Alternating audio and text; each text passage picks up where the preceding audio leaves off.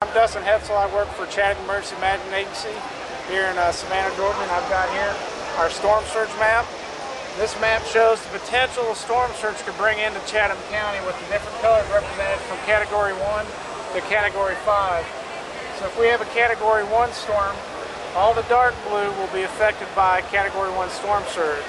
Category 2 is the Tybee, Wilmington Island, Skidaway, and Summit Thunderbolt will be affected by a Category 2 storm. Category 3 storm will affect all the light blue, all the dark blue, and as well as all the yellow, which will affect it all the way out to I-95, all up around Garden City and Port Wentworth. Category 4 and 5 are the orange and the reds, which means the Category 5 would have to come into the county and start inundating the county with water. It'll flood all the way out to Bloomingdale. It'll make the airport an island. It'll make the downtown area down to Hunter an island, and it'll also make the area around Pennsylvania Avenue an island as well.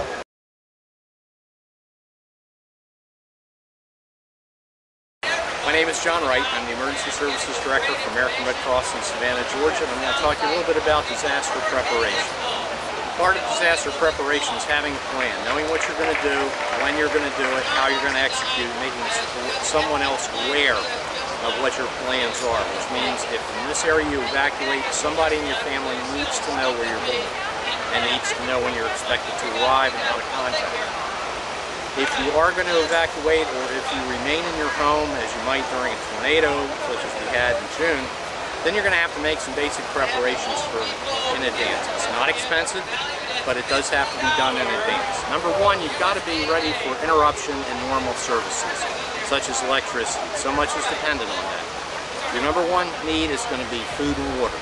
So you need to make sure that there's adequate food for 3 days and adequate water for 3 days at a rate of 1 gallon per person per day.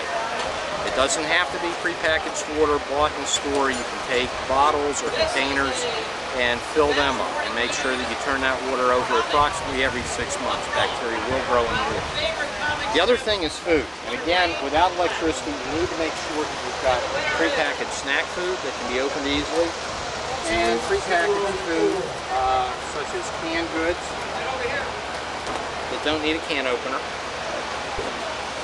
and or even heater meals that you can actually have a hot meal even if you have no electricity. Now the other thing to remember is a can opener. If you've got cans on the shelves, you need a manual one. A lot of homes unfortunately do not have that. If you evacuate, you also need to make sure that you're ready to take all this stuff along. So having just a regular box or plastic bin, usually something waterproof, is a good thing to have and be ready to travel. During an emergency, cleanliness can be next to impossible. So you need to have things like wet ones or hand wipes, germicidal soap, hand sanitizer, and of course you want to make sure that you've got practical things to make sure that you can get by, whether you're traveling or staying at home. Don't forget important papers. If you're traveling, you need to make sure that you've got your insurance documents, deeds, photographs, property inventories, birth certificates, anything that you may need later on if you come back and the house has been flooded or, in the worst case, is no longer there. Make sure that you take those with you. And again, something waterproof and easy to find.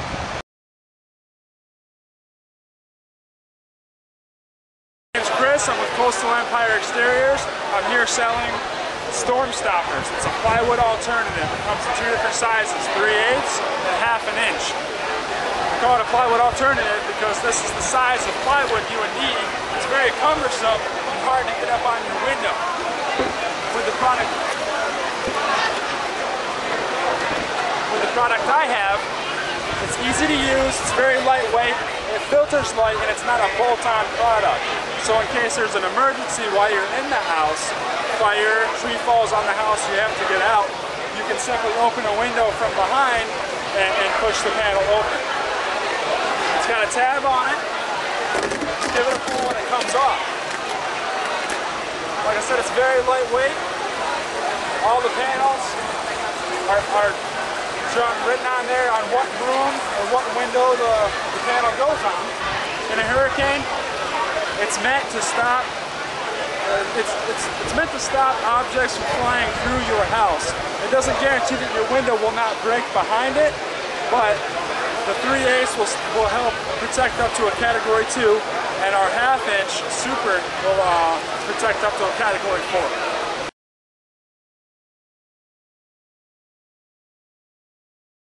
My name's Mary Green, and I'm with the Georgia Department of Agriculture. I'm Director of Animal Protection and Equine Health with the department. We're here today to talk to people about preparing to evacuate with their animals in disaster. We have prepared an evacuation kit, and we recommend that you have some kind of carry to put your animal in. Of course, animals today are part of the family, and so you want to make sure you take care of your pet. I have my pet dog here. He's got his identification tags on. I have at least a 3-day supply of food. I have a 3-day supply of water. I have a leash, and I also have a copy of his vaccination records. And my dog is on heartworm medication, so I am packing a supply of heartworm medication.